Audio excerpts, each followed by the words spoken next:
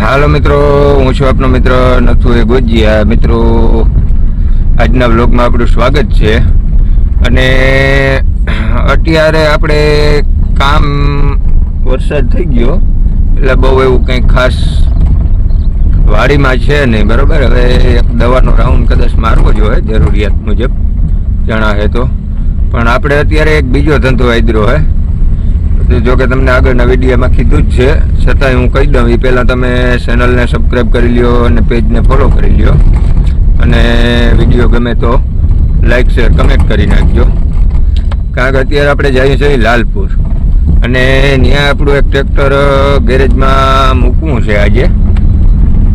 જો કે કંઈ છે નહીં એવું, ખાલી ફિગરિયાના બોલ છે એ આપણે બદલાવાના છે, અને કંઈ ઝીણા મોટા બીજા નટ ને બોલ ને ખીલા નાંતે ને એવું હોય એ શૂટ કરી નાખીએ.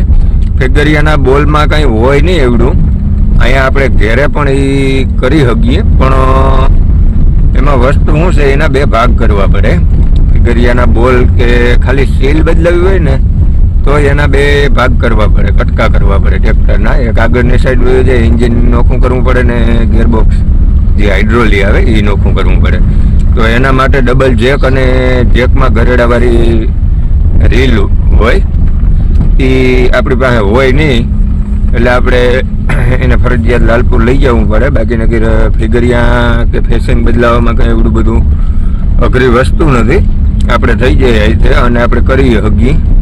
પણ ટૂંકમાં આપણી પાસે રીલવાળો ગરેડો જે આવે ને એ ના હોય, એટલે થોડુંક તકલીફવાળું રહીએ.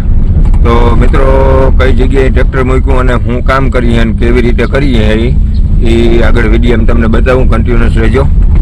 અને ચિરાગભાઈ છે એ લઈને ગયા છે ટ્રેક્ટર, આપણે પાછળથી જાય છે. જે મિત્રો, આપણા ટ્રેક્ટરનું ઓપરેશન ચાલુ, બે ભાગ કરીને કમ્પ્લીટ થઈ ગયું છે. નટબોલ બધા ખોલી નાખ્યા છે. હવે જો ધીરે ધીરે પાછળનો ભાગ છે એ પાછળ હટાડીએ છે. આગળના ભાગમાં એમનેમ એન્જિન એમનેમ રહેવા દીધું છે. અહીંથી નીપલું નળિયું ને બધું નોખું કરી અને હવે ધીરે ધીરે હટાડી અને આ ફેસિંગ પ્લેટ છે અહીંયા, આ સ્લેબની દાંતી અને એ બધું આપણે હવે નીચે ઉતારી લેવાનું હોય ધીરે ધીરે. આને આખું ખોલી નાખ્યું ને આજે હતો લાઇટનો કાપ, એટલે આ બધું એમને ભર્યું છે. અને આપણે 50% કામ ટ્રેક્ટરમાં તોય રહી જાય, કારણ કે લાઇટના કામ વગર વેલ્ડિંગ કામ કે બીજું કાંઈ પણ કામ થાય નહીં. ખાલી ફક્ત ને ફક્ત ફેસિંગ આપણી બદલીએ, ફિગરિયાન ફેસિંગ. જો કે ફેસિંગનો બહુ પ્રોબ્લેમ નથી, ફિગરિયાનું છે અગણી ખુલે ત્યાં આપણે જોઈ લઈએ. એવું લાગશે તો બધું A to Z ફિગરિયાન ફેસિંગ ને બધું બદલાવી નાખી, કારણ કે આના ઘડીએ ઘડીએ બે કટકા કરવાની. ને આ છે ભલાભાઈ પોતે, જે ટ્રેક્ટર ગેરેજના માલિક છે, ને આપણા છે ભાઈબંધ. તો એની ઓપરેશન કરી નાખ્યું છે. હવે આને આપણે અટાણે ફેસિંગ પ્લેટને હેઠી ઉતારી હતી પછી જોઈ લઈએ. આમાં ફિગરિયાની પીનું, આ ફિગરિયાની પીનું કહેવાય. આમાં સાલ વધારે છે, આની પીનું જે હોય એમાં ગાળો પડી ગયો છે, એટલે એના થકું આપણે મોટો પ્રોબ્લેમ એના થકું છે. તો હવે આપણે ખોલ્યું છે તો ફેસિંગે જોઈ લઈએ. નબળી લાગે તો ફેસિંગે બદલાવી નાખીએ, કારણ કે આને બે કટકા કરવાને ઘડીએ ઘડીએ આપણે લાગે છે વહીમાં, આની મજૂરી મારી નાખે.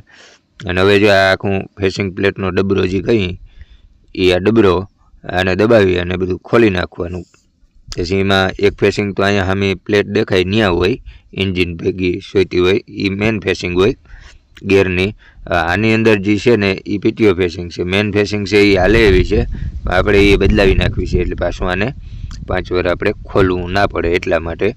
અને આમાંથી જે નીકળશે એ પીટીઓ ફેસિંગ છે, કારણ કે આપણે અત્યારે થ્રેશરમાં કે ક્યાંય હાંકવાનું હોય તો આ ફેસિંગ મહત્ત્વની રહી. આ છે તાવડો, જે પ્લેટ આવે તાવડાની એ, અને આ છે એની ડીશ, અને આ જે છે એ પીટીઓ ફેસિંગ છે. આ આપણે આને ને થ્રેશરમાં રોટાવેટરમાં ગમે ત્યાં હાંકવું હોય ને તો આ ફેસિંગનું, જો એ ફેસિંગ સારી જ છે, આપણે એ બદલાવાની જ છે. અને મેઇન પ્રશ્ન જો આપણે આ ફિગરિયાનો આવ્યો તો જો આમાં આ જે ચાલ દેખાડે ને એ ચાલ ના થવી જોઈએ. તો મિત્રો, વિડીયો કેવો લાગ્યો કમેન્ટ બોક્સમાં જરૂર જણાવીને